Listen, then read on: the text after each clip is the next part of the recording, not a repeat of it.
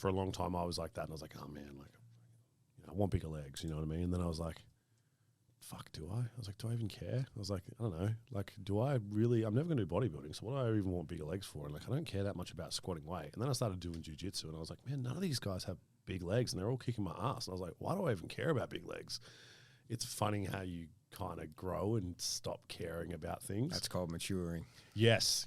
I heard there's a word for it. I was wondering, but it's good. Yeah, I think like, and I'm at a point now where, and I'm completely open with this, that I've done some work with a performance psychologist. I've actually had her on my podcast, absolutely amazing sports psychologist, and I've chatted to her about this, right? Because I have like this funny thing with bodybuilding where I don't really watch bodybuilding, right? Like outside of, and I always kind of looked at it as like a negative side of myself as a coach, because I don't really watch the Olympia, like it's on this weekend, and I'll look at the results, but I'm not really like, unless it has something to do with my client, I just don't really watch it that much. And I think, with me, it's been a lot of separating who I am from what I do. And I think now I'm at a point now where it used to bother me a lot, and I used to almost force myself into it. But like, I also now understand that it's like, if it has something to do with my clients, I'm 110% in, and I always will be. But again, outside of that, like if it doesn't have anything, like it's just not, I've got it's work. You know what I mean? I've got other things that I can do that I do for hobbies. So that's been something that in the last 18 months that's been like a big sort of change for me. Is just identifying and accepting the fact there that it's like, okay, I've done this job a long time. If you were to come and ask me about criterias of ICN, if you were to show me different athletes, I can pick it apart till the cows come home, right? And that's what I'm doing as a job. But outside of that, like, I'm not a bodybuilder. I coach it. I have an absolute fascination with manipulating body composition, trial and error of seeing what happens to the body, not just in bodybuilding, but just in sport and, anything like that. Like I love it. But then when I actually goes to watch the sport, I care about my clients more so than watching the entire sport on a whole level. And I think, it's a big thing for me because I actually, now I can sort of accept that and be like, I don't think this is a bad thing. You know what I mean? Like I don't get emotional about it. Like not in the terms of it's not like it's not my entire life. It's not my entire identity. It's just what I do as a job. And I think it's actually made me a better coach. Yeah, like you said, it's obviously part of the maturity side of things because I can only relate it to how I felt, but like powerlifting was even a big one.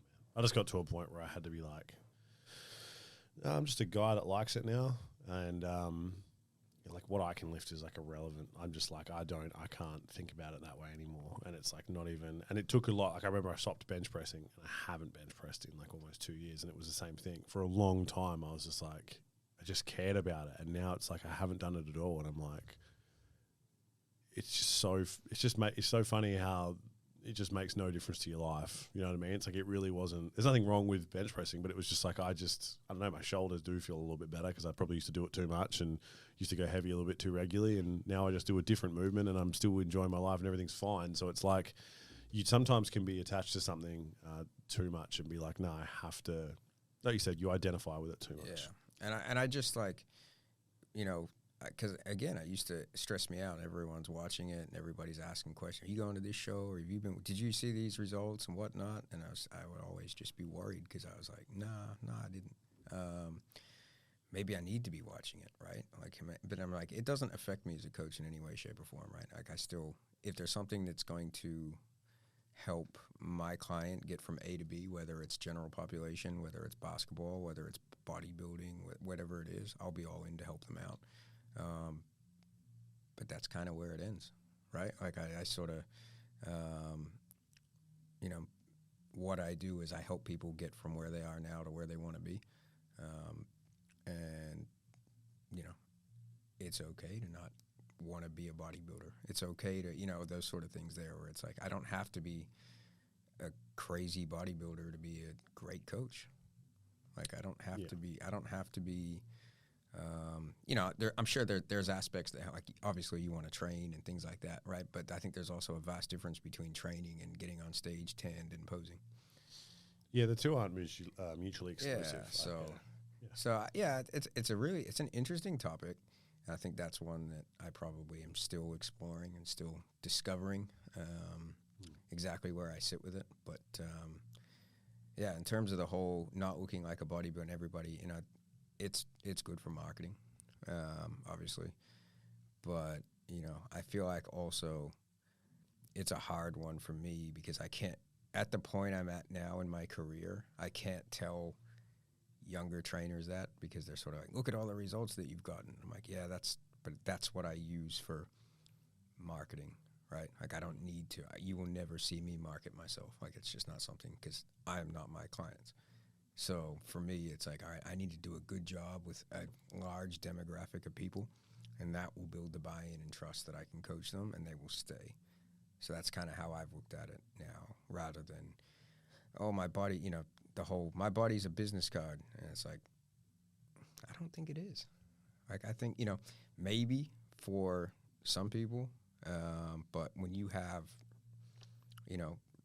results around the corner of the block over years, I can tell you that, that has far more weight than how you look.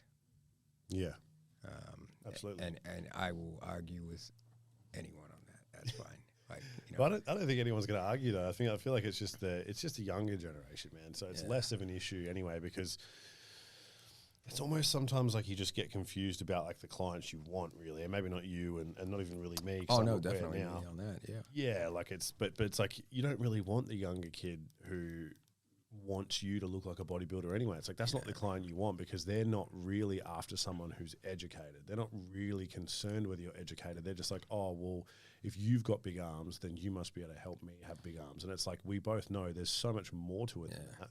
There's like we said, there's people out there that look great that still, and this isn't, I'm not even really directing to anyone, but there's going to be people that aren't good coaches that do look great. And so that even kind of backs up more what we're saying here. You know what I mean? It's like, yeah, just because someone can do something doesn't mean they can teach it. And I feel like it goes the other way around. And there's a lot of good I've just started working with Tim, right? This isn't to offend Tim either, right? But Tim, we can offend Tim all we want here. That's fine. Yeah, to be fair, that's my boy. That's pretty much the only way me and him communicate. Yeah. But Tim also does not look like Mr. Olympia, right? But he's a good coach, you know what I mean? And coaches people that can get in really good shape. And so and he helps people get there. So I'm noticing more of a pattern of education and like people that actually know more about what they're doing, and like you said, have that kind of fascination with body composition and are interested in it.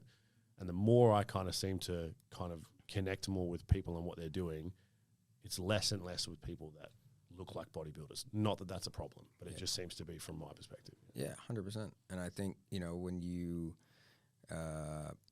you can get results for a bunch of different people, that's the business. That's the business card to me. Like, that's the the first image, I guess, of like what a potential client sees is the results.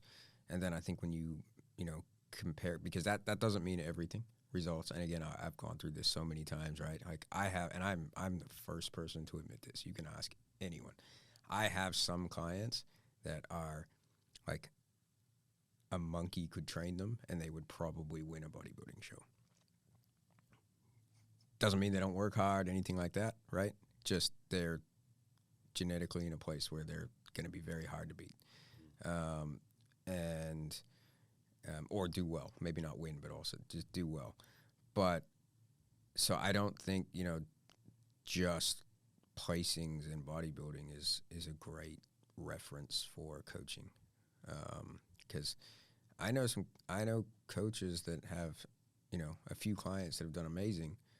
But I would, when you see them with the 90% of the other people that aren't like that, they don't really, progress much.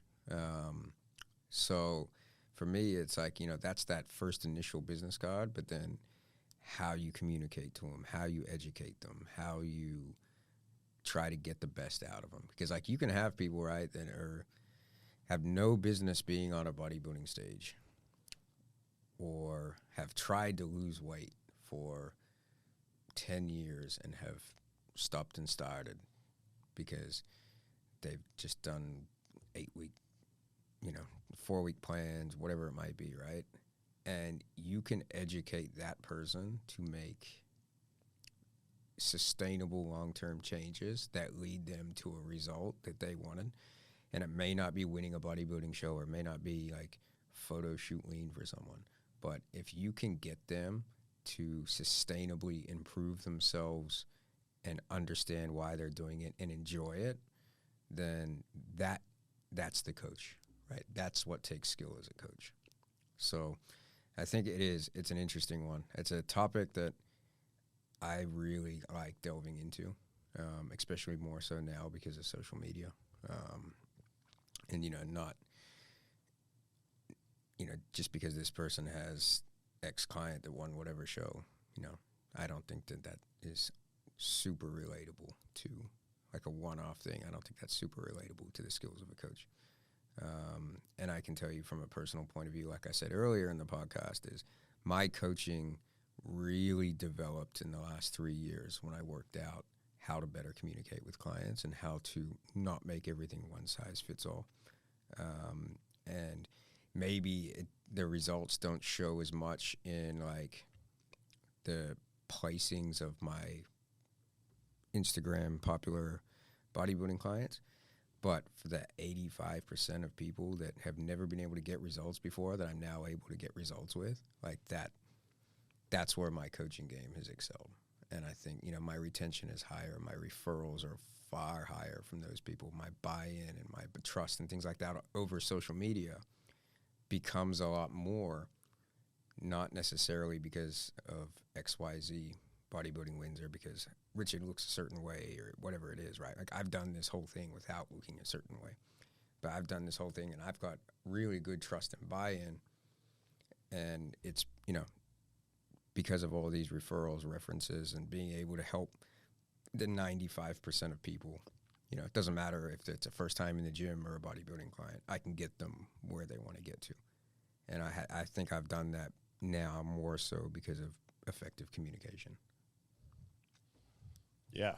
I mean, if that doesn't get you a client from someone listening to this, I don't know what will. Because I'm 100% with you on what you're saying, man. Like you're getting clients because you're good at what you do and you can help people. And that's really like the baseline of coaching. But it's like I said, it's just the ball gets dropped a lot now. I think like I've spoken to people who have come from other coaches and stuff, and it's like, maybe that coach hadn't been doing it that long and they may be on their own journey to learn a little bit more about it. But it sounds to me like, even just talking to you is kind of, I've gotten something out of it in myself to even be even more motivated. And obviously, like I said, being around Tim, it's the same thing. It's like coaching is a job, and there's a really important level of integrity that needs to be involved there from your perspective too. You need to feel like you're a good coach, which is obviously something that you feel now but haven't always.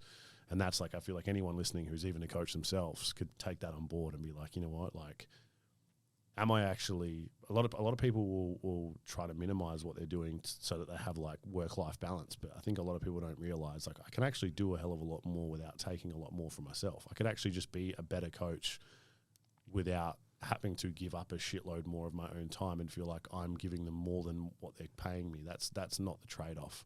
The trade-off is like how you're delivering what you're doing, not how much of what you're delivering is being put there. So now I've learned that too. It's like the quality of coaching, which is exactly what you're talking about.